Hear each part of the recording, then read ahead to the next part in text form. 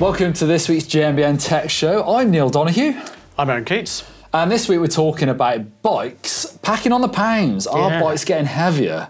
Because this is kind of prompted from a chat we had in the office with Steve Jones, our colleague here from GMBN.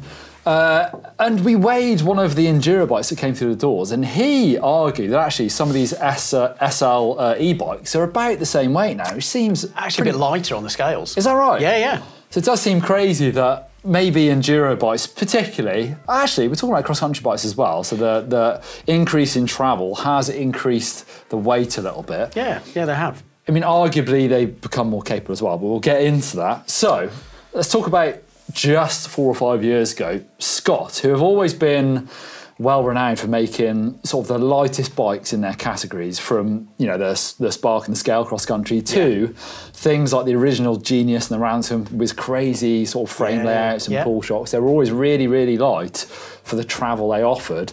So something just 5 years ago, the 2019 Scott Ransom weighed around 13 kilograms.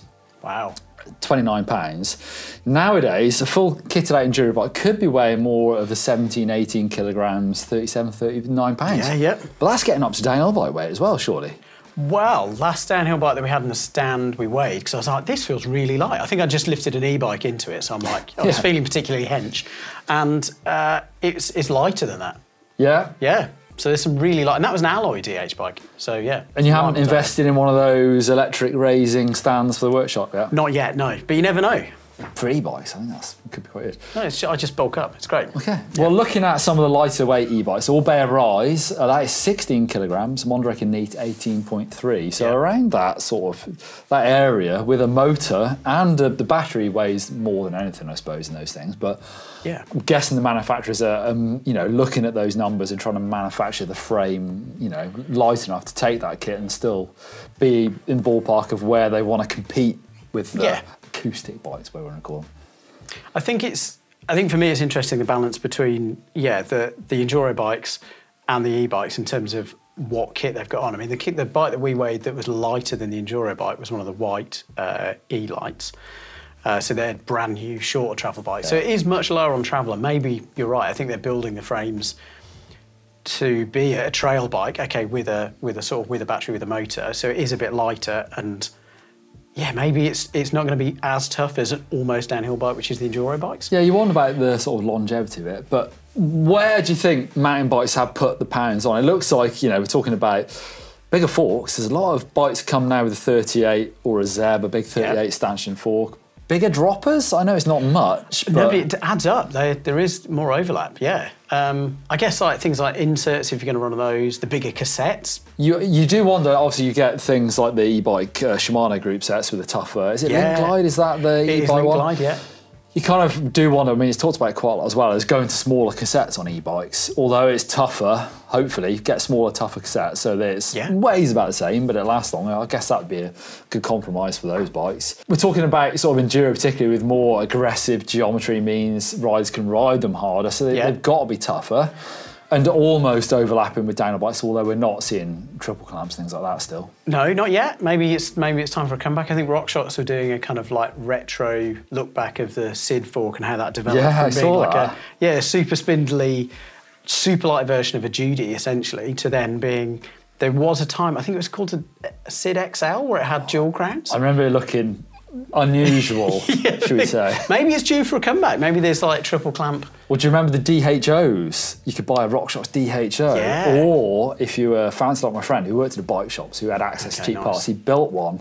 I think he used the Judy DH lower. I don't know what bolt through, I don't know what uppers he used. I can't remember, but I think you could get a kit. There was a service kit that you could get, or not service kit from RockShox, but like aftermarket parts where you could get longer sanctions. I think actually for some e-bikes it might work. Yeah. Like you're going to have a stronger crown unit. A triple clamp 38, you think, rather than a sort of chunk. Well, I mean, Boxer is about that already, isn't it? Oh, that's interesting. I like getting into this. Cross-country bikes have literally, in the last year or so, gone from 100 to a lot of people riding 120. Even that Scott comes with a 130 fork. It looks like the payoff is about half a kilogram for that. And you think, is it worth it? I think it's, I guess the big thing that we haven't talked about is how trails have evolved. And I saw a free ride movie a while back, a couple of months back, and it was really cool. There was like the OG free ride people. They've got new guys like Braga in it as well. But you look at the terrain that you're kind of like, for want of a better phrase, the average Joe is riding. Yeah. And even what I think I'm riding, and I'm like, I'm not gnarly at all. And like, I would have been in a film back in the day. It's not gnarly at all, and I'm not that gnarly. It's just that riding has progressed so much, and like the drops that we're now doing are huge. And I guess you look at an XC track now, and I feel a fairly confident-ish rider, but a lot of the XC tracks, especially on the kind of like short travel bikes that some of the racers are using, like say like Evie Richards, for example, I wouldn't even go on. Well, the angles have sort of changed to accommodate it as well, haven't they? Yeah. Bikes. Even looking at trail bikes, this is a good example. So Canyon Spectral, 27.5 CF8, from 2018 was 13 kilograms. 2023 is now 13.8. It's a pretty decent chunk, almost a kilogram.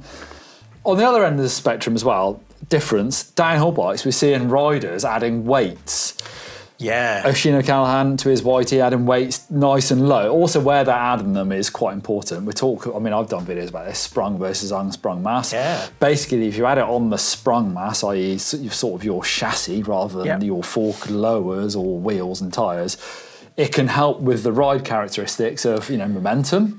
Yep. Momentum equals mass times velocity, if I remember correctly. Wow. I think I've quoted that a few times since Okay. last year when we've done those videos. But obviously, rotating mass as well is not necessarily what they want. So if you add it not on the wheels, it can help out with the way the bike rides, especially in downhill through the super rough stuff. We see that with e-bikes, how kind of nice they can feel. So did downhill bikes become too light, and the rider said, actually, this isn't helping. We need to put a bit of weight where we want it on the bike. I think, hats off to Pagey, who about 10 years ago was saying that very thing of just like, the bikes are getting too light and jittery. I think it came off the back of Rory Cunningham. I always say Rory's name wrong, so sorry, Roy.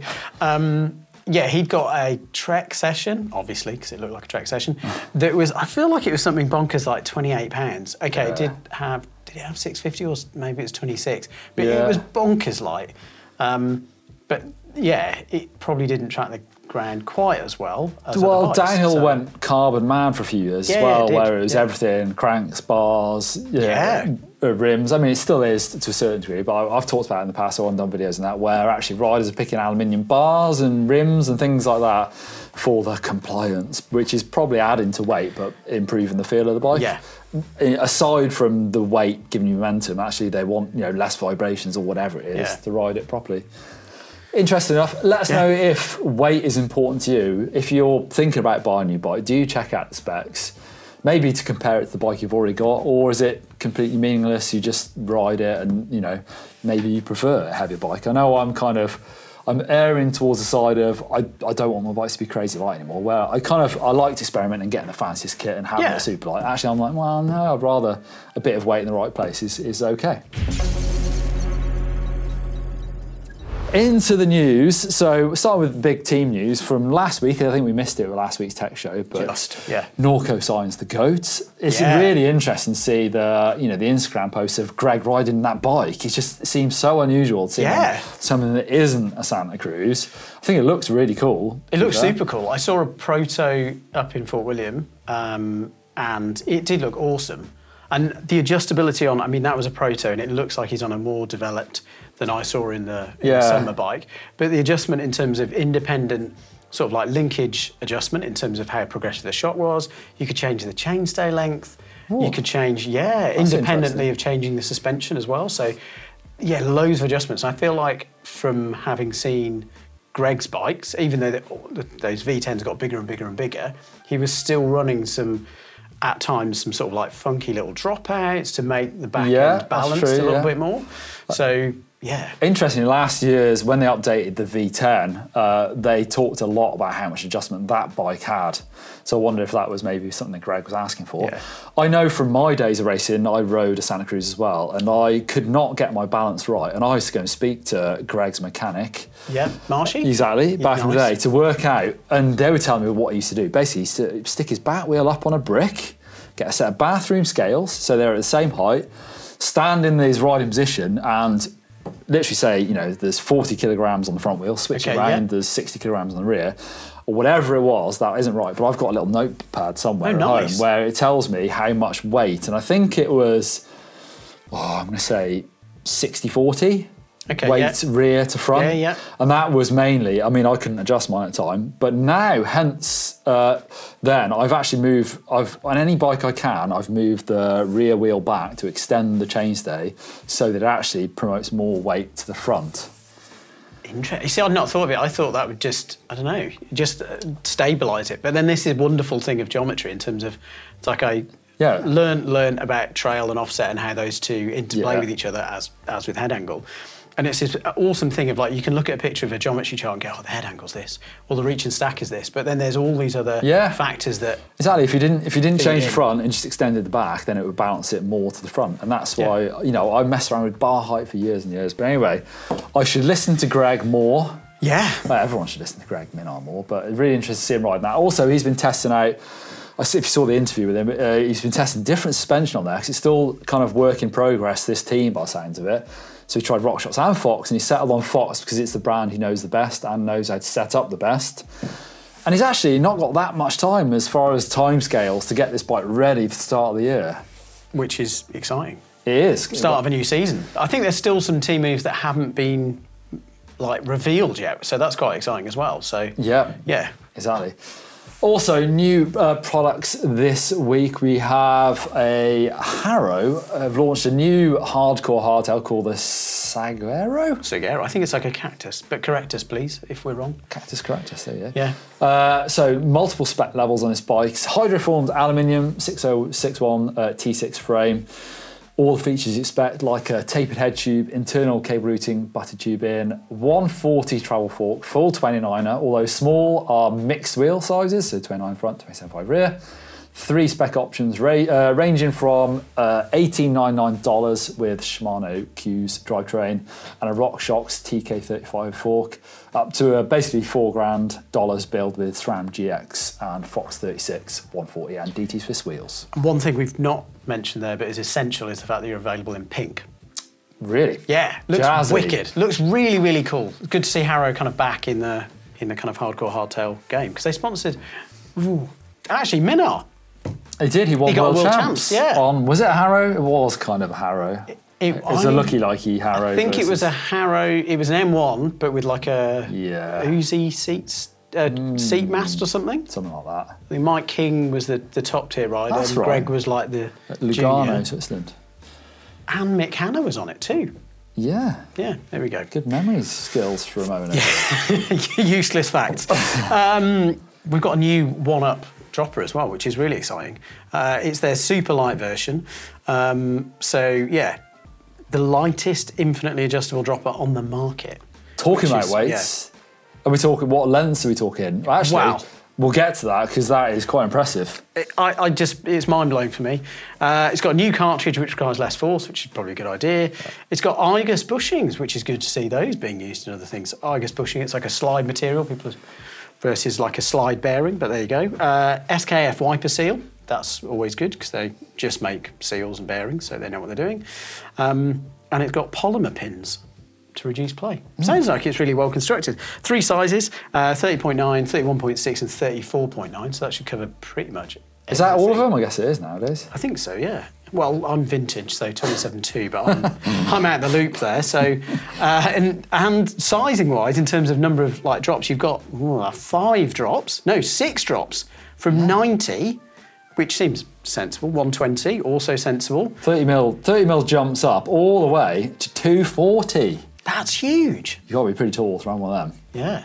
But it's 238 grams lighter than the Reverb Axis, I guess in the same sizes, but that's pretty substantial. I mean, that's almost half the weight, so 325 grams, that's really impressive.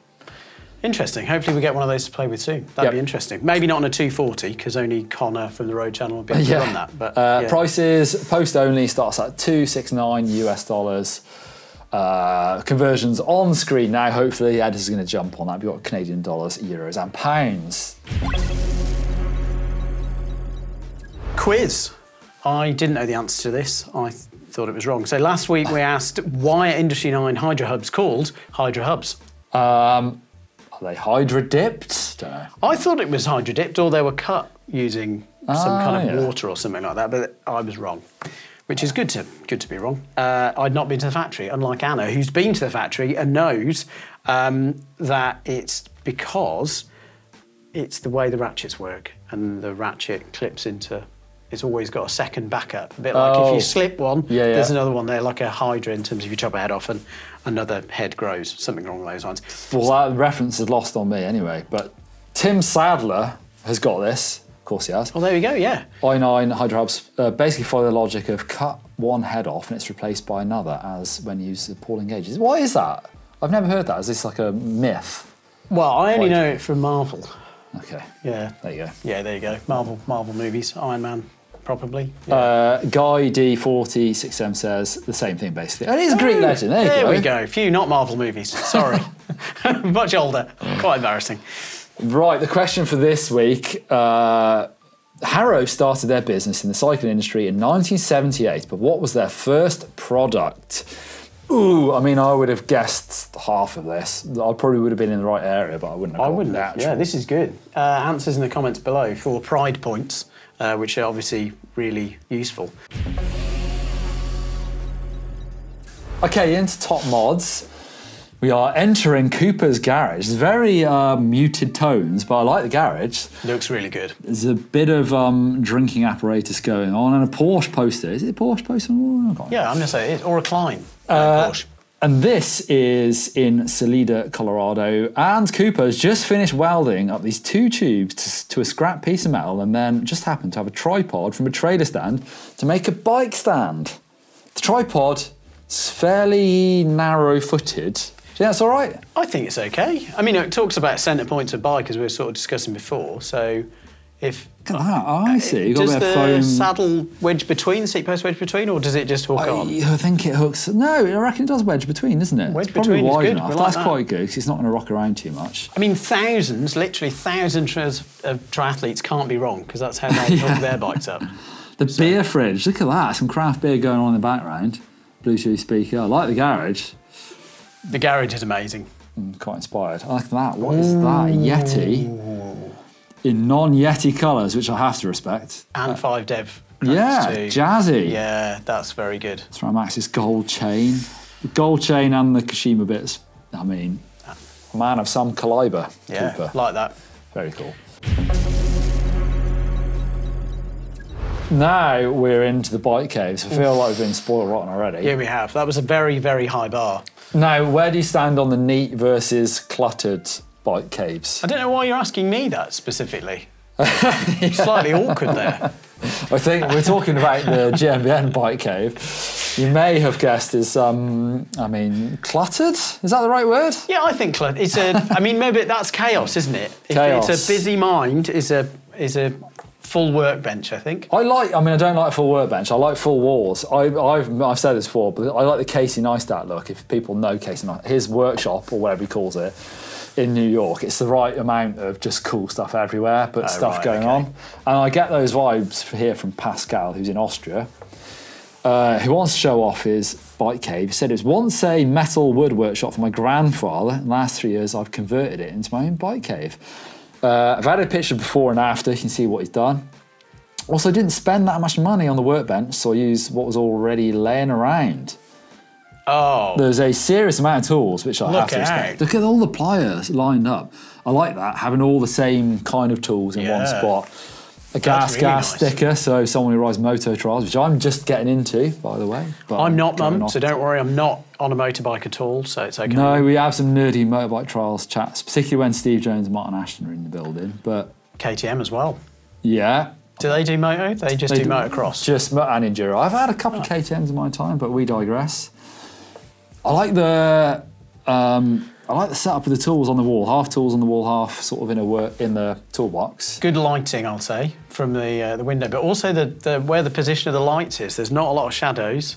That's always good to have. A pillar drill. We've talked. Blake is obsessed with pillar drills. He's just bought himself one. Maybe that's why he's obsessed. Has he played with the gearing yet? That's a whole other. I didn't know that was a session. thing. Oh yeah, it's great fun. If it's a belt drive, obviously, which hopefully it is. And the next one, Mark, who's got a Specialized Kenevo and Vitus Nucleus. There they are, sort of perched in the corner. That's good. I like it. Yeah. Draftsman's chair. I've just bought one of those for my workshop. Oh. So I've got a desk up here and my sort of worktop down there. Nice. So I keep computers up here. But I haven't done it yet. But that's the idea. No, I like that. Mark says he's got sick of working outside, not being able to find tools in the old shed. So he sorted it out with storage, helmets and shoes. That's important. That gets overlooked, I think. Yeah, it does. Think about where your tools go, but not about where all your bike kit goes, your riding kit. Yes, but especially shoes in this, well, in the current climate in the UK is kind of wet and soggy. Small part storage as well. Very true. I'm going to go for some sort of opening, slidey. You're going to have lots of little That's the word drawers. I'm looking for, with, Yeah, rather than up on top, small bits away. So well, you can, again, back to lighting, you can dig through. that's a good idea. Yeah. Indoor lighting. Ooh, I'd not even thought about that, but yeah, that's a good check.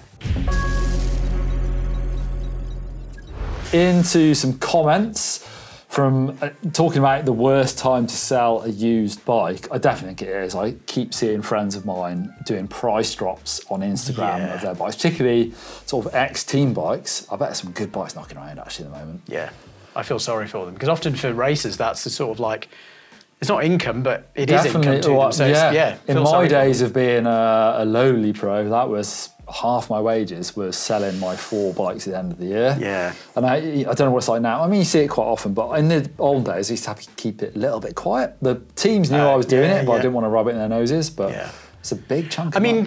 The positive spin on this, and I think somebody did make a comment on it, but we haven't picked that out, but it is also, well, actually, no. We'll say Lauren has here. He's picked it out. Don't sell bikes, I buy them. So he's all good. So it is a great time to buy a bike. Never sells bikes, just keeps adding bikes. Yeah. Jack of Future says, alternative title, is this the best time in history to buy a second-hand bike? There you go. Get Good Channel says, I bought a brand new Giant Trans X for 50% off MSRP a couple of days ago. That's wild. 50% off is, So I think get much better than that. Has anyone ever bought a bike for more than that off? No.